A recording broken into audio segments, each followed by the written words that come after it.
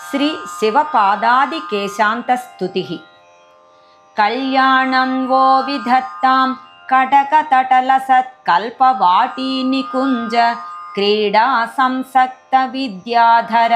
निवहवधूगीतरुद्रावतारः तारैर्हेरम्बनादैस्तरलितनिनदत्तारकाराति केकी कैलासस्सर्वनिर्वृत्यभिजनकपदः सर्वदा पर्वतेन्द्रः यस्य प्राहुस्वरूपं सकलदिविशदां सारसर्वस्वयोगं यस्येषु सारङ्गधन्वा समजनिजगतां रक्षणे जागरूकः मौर्वीदर्वीकराणामपि च परिबृढः पूस्त्रयी सा च लक्ष्यं सोऽव्यादव्याजमस्मान् शिवभिदनिशं नाकिनां श्रीपिनाकः आतङ्कावेगहारी सकलदिविशदामङ्घ्रिपद्माश्रयाणां मातङ्गाद्युग्रदैत्य प्रकरतनुगलद्रक्तधारात्तधारः क्रूरशूरायुधानामपि च परिभवं स्वीयभासा वितन्वन् घोराकारः कुठारो दृढतरदुरिताख्याटवीं पाठयेन्नः कालारातेः कराग्रे कृतवसतिरुरस्साणशातोरिपूणां काले काले कुलाद्रि प्रवरतनयया कल्पितस्नेहलेपः पायान्नः पावकार्चिः प्रसरनखमुखः पापहन्ता नितान्तं शूलश्रीपादसेवा भजनपरहृदां पालनैकान्तशीलः देवस्याङ्काश्रयायाः कुलगिरिदुहितुर्नेत्रकोणप्रचार प्रस्तारानत्युदारान् पिपठिषुरिव यो नित्यमत्यादरेण आधत्ते भङ्गितुङ्गैरनिसमवयवैरन्तरङ्गं समोदं सोमापीडस्य सोऽयं प्रदिशतु कुशलं पाणिरङ्गः कुरङ्गः कण्ठप्रान्तावसज्जत् कनकमय महाघण्टिका घोरघोषैः कण्ठारावैरकुण्ठैरपि भरितजगच्चक्रवालान्तराळः चण्डप्रोद्दण्डशृङ्गः ककुभकबलितोत्तुङ्गकैलासशृङ्गः कण्ठे कालस्य वाहः शमयतु दुरितं शाश्वतं शाक्वरेन्द्रः निर्यद्दानाम्बुधारा परिमलतरलीभूतलोलम्बपाळी झङ्कारैः शङ्कराद्रेः शिखरशतदरीः पूरयन् भूरिघोषैः शार्वसौवर्णशैल प्रतिमपृथुवपुः सर्वविघ्नोपहर्ता शर्वाण्याः पूर्वसूनुः स भवतु भवतां स्वस्तिदो हस्तिवक्त्रः यः पुण्यैर्देवतानां समजनि शिवयोऽश्लाघ्य वीरैकमत्या यन्नाम्नि श्रूयमाणे दिति च भटघटा भीतिभारं भजन्ते भूयात् सोऽयं विभूत्यै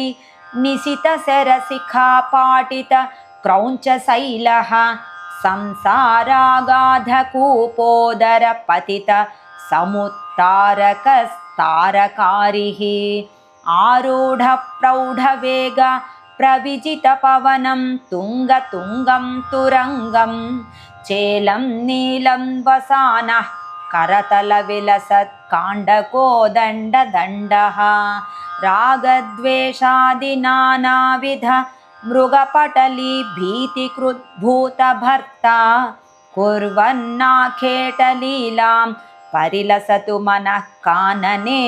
मामकीने अम्भोजाभ्यां च रम्भारथचरणलता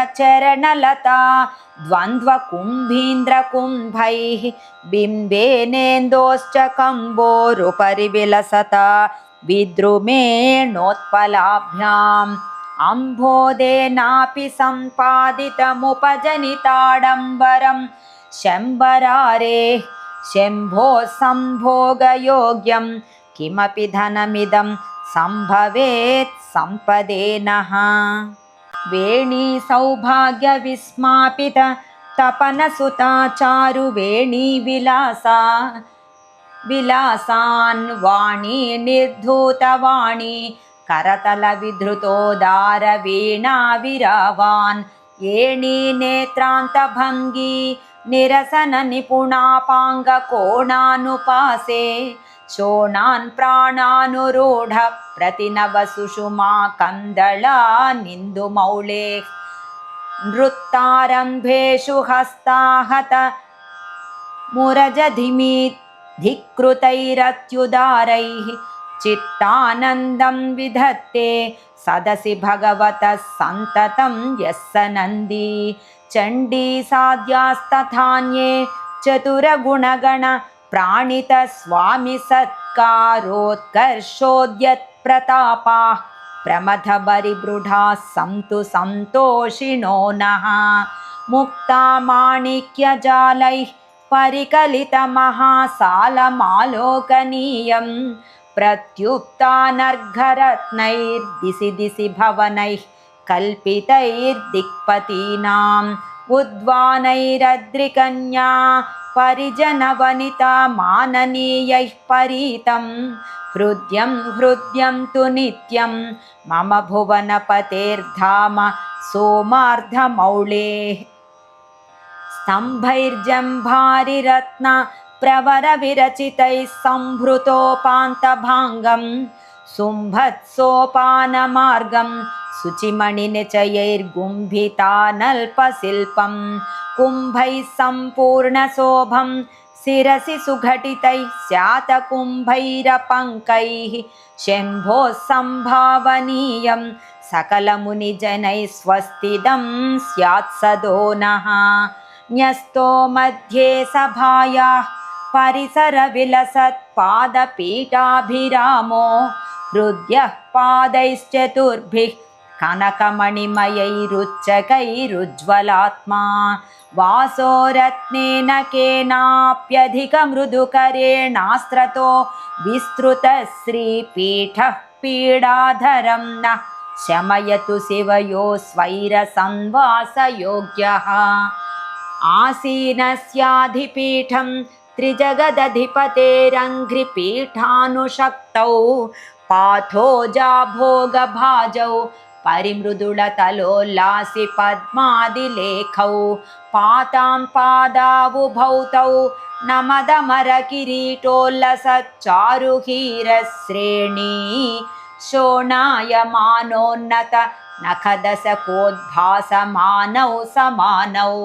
यन्नादो वेदवाचां निगदति निखिलं लक्षणं पक्षिकेतुर्लक्ष्मी संभोगसौख्यं विरचयति ययोश्चापदे रूपभेदे शम्भो सम्भावनीये पदकमलसमासङ्गतस्तुङ्गशोभे माङ्गल्यं नः समग्रं सकलसुखकरे नूपुरे पूरयेताम्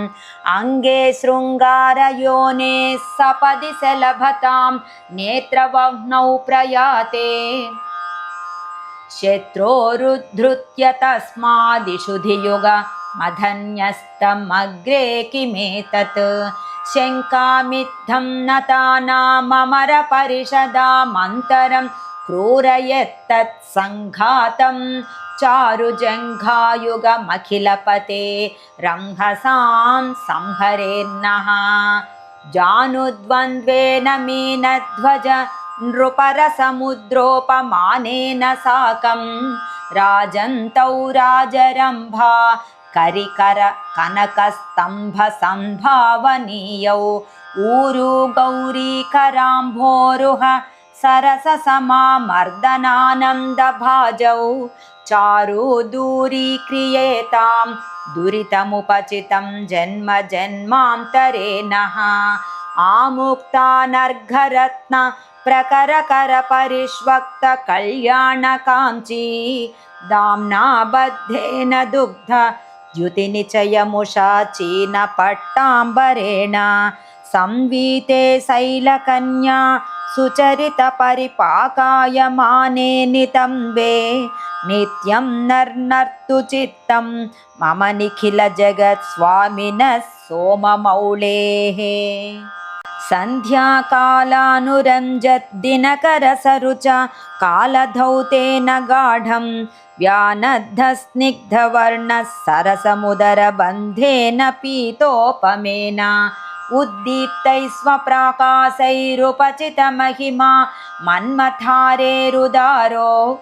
मध्यो मिथ्यार्धसद्भ्यङ् दिशतु मम सदा सङ्गतिं मङ्गलानां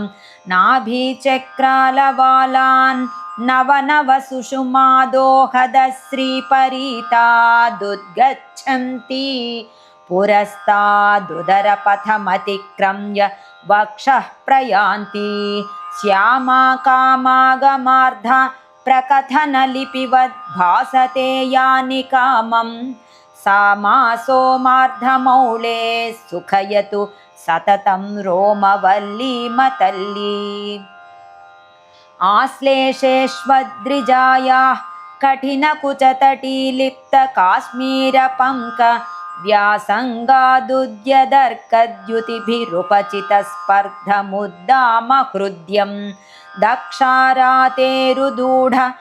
प्रतिनवमणिमालावलीभासमानं वक्षो विक्षोभिताघं सततनतिजुषां रक्षता दक्षतं नः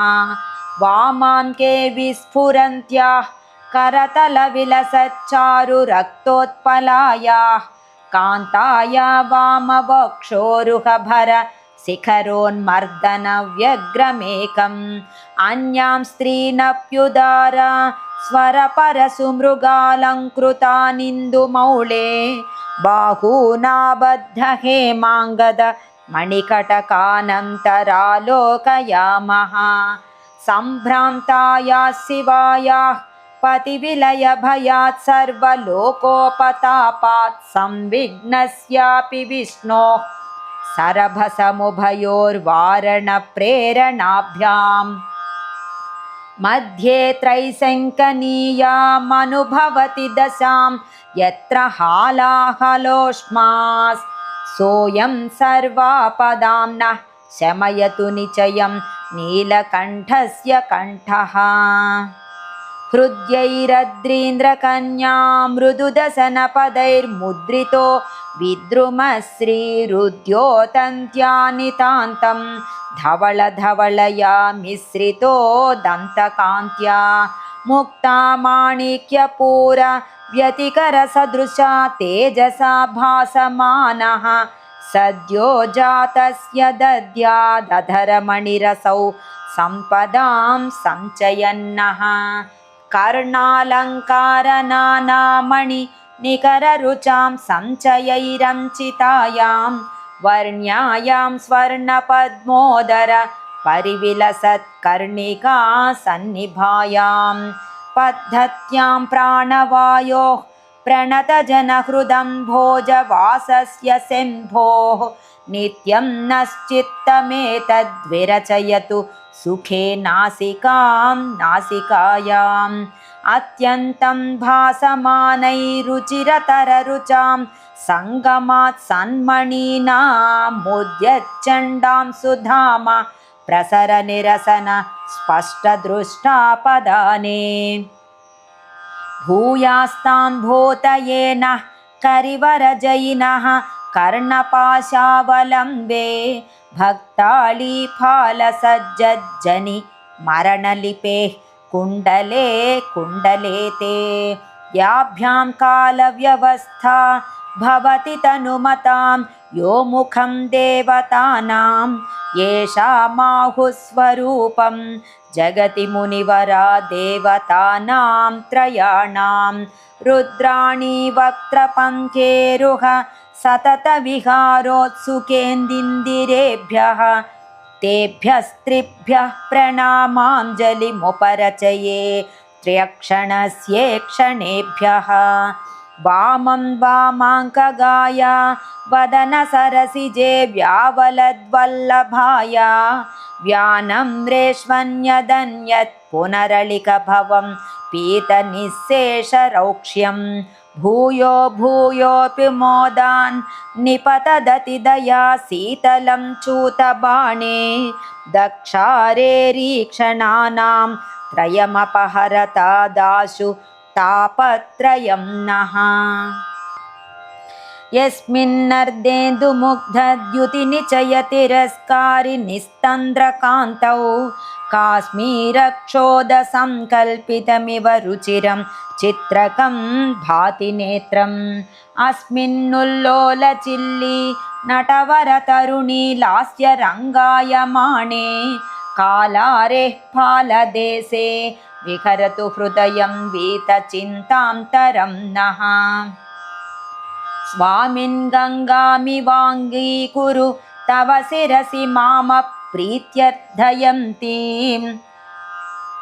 स्वामिन् गङ्गामिवाङ्गीकुरु तव शिरसि मामपीत्यर्थयन्तीं धन्यां कन्यां खरांसोः शिरसि दहति किं द्वेषकारुण्यशाली इत्थं शङ्कां जनानां जनयदति घनं कैसिकं कालमेघच्छायं भूयादुदारं त्रिपुरविजयिनः श्रेयसे भूयसे नः शृङ्गाराकल्पयोग्यैः शिखरिवरसुता सत्सखी हस्तलूनैः सूनैराबद्धमालावलि परिविलसत् सौरभाकृष्टभृङ्गं तुङ्गं माणिक्यकान्त्या परिहसितसुरावासशैलेन्द्रशृङ्गं सङ्घं नः सङ्कटानां विघटयति सदा काङ्कटीकं किरीटम् वक्राकारः कलङ्की जडतनुरहमप्यङ्घ्रिसेवानुभावा दुत्तं सत्वं प्रयातः सुलभतरघृणास्यन्दिनश्चन्द्रमौलेः तत्सेवं तां जनौघाः शिवमिति निजयावस्थयापि ब्रुवाणं वन्दे देवस्य शम्भोर्मकुटसुघटितं मुग्धपीयूषभानुं कान्त्या संफुल्लमल्ली कुसुमधवलया व्याप्य विश्वं विराजन् वृत्ताकारो वितन्वन् मुहुरपि च वरां निर्वृतिं पादभाजां सानन्दं नन्दिदोष्णा मणिकटकवता वाह्यमानः पुरारे श्वेतच्छत्राख्यसीतद्युतिरपहरता दापदस्तापदा नः दिव्याकल्पोज्ज्वलानां शिवगिरिसुतयोः पार्श्वयोराश्रितानां रुद्राणी सत्सखीनामतितरलकटाक्षाञ्चलैरञ्चितानाम् उद्वेल्लद्बाहुवल्ली विलसनसमये चामरां कङ्कणाळी वलयकलकलो वारये दापदो नः स्वर्गौकः सुन्दरीणां सुललितवपुषां स्वामि सेवापराणां वल्लद्घोषाणि वक्त्राम्बुज परिविगळन् मुग्धगीतामृतानि नित्यं नृत्तानुपासे भुजविधुति पदन्यास भावावलोक प्रत्युद्यत्प्रीतिमाद्यत् प्रमथ नट नटीदत्त संभावनानि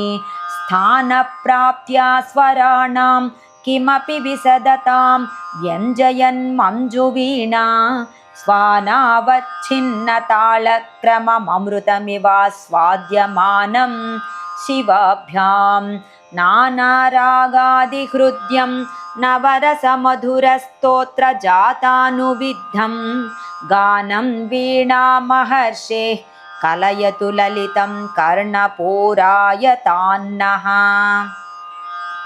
चेतो जातप्रमोदं सपदि विदधति प्राणिनां वाणिनीनां पाणिद्वन्द्वाग्रकूजत् सुललित विलसत् स्वर्णतालानुकूला स्वीया रावेण पाथोधर रवपटुना नादयन्ती मयूरीं मायूरी मन्दभावं मणिमुरजभवा मूर्च्छना मार्जयेन्नः देवेभ्यो दानवेभ्यः पितृमुनिपरिषत्सिद्धविद्याधरेभ्यः साध्येभ्यश्चारणेभ्यो मनुजपशुलसज्जातिकीटादिकेभ्यः श्रीकैलासप्ररूढास्तृणविटपिमुखाश्चापि ये सन्ततेभ्यः सर्वेभ्यो निर्विचारं नतिमुपरचये शर्वपादाश्रयेभ्यः इत्थं ध्यायन् प्रभाते प्रतिदिवसमिदं स्तोत्ररत्नं पठेद्यः किं वा ब्रूमस्तदीयं सुचरितमथवा कीर्तयामः समासात् सम्पज्ञातं समग्रं सदसि बहुमतिं सर्वलोकप्रियत्वं सम्प्राप्यायुष्यतान्ते पदमयति परब्रह्मणो मन्मथारेः। इति श्रीमदादिशङ्कराचार्य विरचित